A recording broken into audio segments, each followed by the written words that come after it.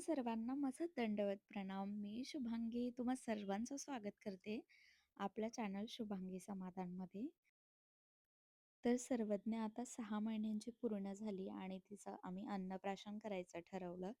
तर म्हटलं चला आपण अन्नप्राशनची तयारी करूया आणि जी काही तयारी करते ती तुमच्यासोबत पण शेअर करते. म्हणून आम्ही आलो होतो गावात. तर आम्हाला पंचवटीजवळच जायचं होतं. तर तिकडे आम्ही फेरफटका मारायला गेलो. दरवर्षी गंगेला जेव्हा पूर येतो, आम्ही नक्कीच जातो. पण यावर्षी काही सर्वज्ञामुळे आम्हाला जायला मिळालं नाही. तिकडे गेलोच होतो, तर म्हटलं चला पाणी बघूया कुठेपर्यंत आलेलं आहे, कसं आहे असं. तिथे जाऊन खरंच खूप छान वाटतं. त्यानंतर जे आहे ते आम्ही अन्नप्राशनचं डेकोरेशनची तयारी करायची होती. मग त्याबद्दल मला काही माळा वगैरे, स्टिकर्स वगैरे हवे होते, तर ते बघितले. तिथे असे पडदे होते, पण म्हटलं नको हे नंतर काही यूज होत नाही आणि काही वेगळं करायचं होतं. थोडी थीम वेगळी होती, त्यामुळे ते काही घेतलं नाही. इथे जे आहे ते सगळं बर्थडेचं साहित्य वगैरे मिळतं आणि ह्या एकाच दुकानात मला सगळ्या गोष्टी मिळून गेल्या.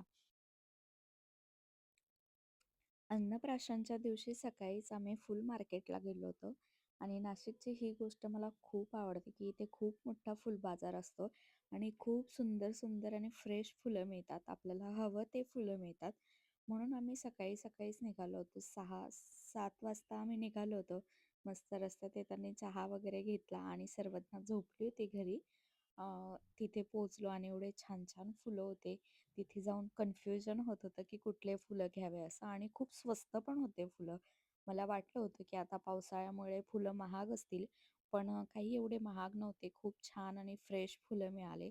त्यानंतर मी शेवंती, झेंडू वगैरे घेतले. त्यानंतर गजरे घेतले आणि इथे खूप छान असे विणलेले कळ्यांचे गजरे पण होते. खूप सुंदर होते आणि प्राईस पण त्यांची खूप काही जास्त नव्हती, रिझनेबल होती. खूप कमी किमतीत मिळाले होते मला सगळे. त्यानंतर आम्ही कमळाच्या कळ्या पण घेतलेल्या. त्यांनी आम्हाला एक अशीच दिली, की घेऊन जा असं गजरे वगैरे घेतले म्हणून. त्या कमळाच्या कळ्या पण खूप सुंदर आहेत आणि मी पहिल्यांदाच घेतल्या. त्यानंतर आम्हाला आहे ते आंब्याची पानं लागणार होती. म्हणजे कुठलीही पानं लागणार होती. पण आमच्या घराशेजारीच एक बंगलो आहे आणि तिथे छान 2-3 आंब्याची झाडं आहेत. तर म्हटलं आपण इथूनच घेऊन जाऊया. आम्ही त्यांना विचारलं आणि मस्त तिथून आम्हाला हवी तेवढी छान फ्रेश पानं घेऊन आलो. पानं आणल्यानंतर घरी जे आहे ते आम्ही डेकोरेशनची तयारी करायला बसलो आणि बाहेरून जास्त काही आणलं नव्हतं. म्हटलं आपण सगळं डेकोरेशन जे आहे पाना-फुलांमध्ये घरच्या घरीच करूयात. आणि आम्हाला सर्वज्ञासाठी टियारा बनवायचा होता. तो पण कन्फ्युजन होतं, की मोगऱ्याचा बनवायचा, गुलाबाचा बनवायचा, की जिप्सी फुलांचा बनवायचा. तर म्हटलं चला मार्केटमध्ये आपल्याला जे फुलं मिळाले छान, तर त्या फुलांचा बनवू. हे फुलं आम्हाला फक्त आणि फक्त ₹100त मिळाले होते. मी ऐकलं होतं, की खूप महाग मिळतात. एक बंच काही ₹700-800 ला मिळतो असं. पण तिथे गेल्यानंतर फक्त आम्हाला ₹100त मिळालं. तर म्हटलं चला घेऊ. आम्ही कधी हे बनवलं नव्हतं. फ्लॉवर ज्वेलरीचं म्हणजे कधी बनवलं नव्हतं, पण मला माहिती होतं, की मला जमेल असं आणि त्यासाठी थोडीशी सरांची मदत घ्यावी लागेल, हेही माहिती होतं. तर आम्ही ते फुलं आणले, असे छोट्या-छोट्या ब्रांचेस त्याच्या करून घेतल्या आणि थोडासा जुगाड घरेलू जुगाड करून जो आहे, तो आमचा इथे सुंदर टियारा बनवत होता आणि खूप भारी वाटत होता तो टियारा बघून. तो टियारा आम्ही विकतही घेऊ शकलो असतो, कारण माझी मैत्रीणच आहे, की जी फ्लॉवर ज्वेलरी बनवते. तर त्यांनी बनवूनही दिला असता. पण विकत घेण्यात जी मजा आहे ना, ती आपण स्वतः बनवण्यात नाहीये. म्हणून म्हटलं, की तिच्यासाठी स्वतःच बनवते आणि आम्ही तो खूप छान बनवला होता. खूप सुंदर पण दिसत होता तिला. त्यानंतर हे इथे खूप सारे गुलाबाचे फुलं आणले होते. हे पण आम्हाला एक-एक बंच फक्त ₹10-10 मिळाला होता आणि खूप सुंदर एवढे फ्रेश होते. असं वाटत होतं किती फुलं घ्यावे आणि किती नाही.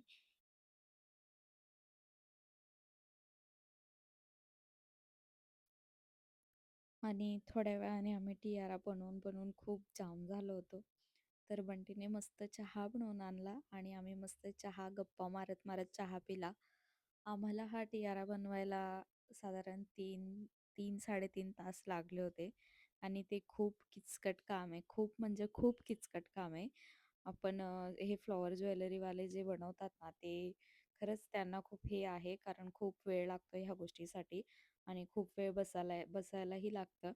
त्यानंतर आम्ही माळा वगैरे सगळ्या ओवून घेतल्या आणि सगळं जे आहे पाना फुलांचं, ते म्हटलं एकत्रच आपण सगळं करून घेऊया आणि त्यानंतर जे आहे ते सगळी पितळीची, तांब्याची भांडी जी आहे ती घासून स्वच्छ वाळत ठेवलेली होती आणि भरपूर अशी भांडी, जेवढी पण घरात भांडी होती तांब्या पितळेची तेवढी सगळी भांडी आम्ही तिथे ठेवणार होतो. म्हणजे काही ना काही त्याचा उपयोग करणार होतो.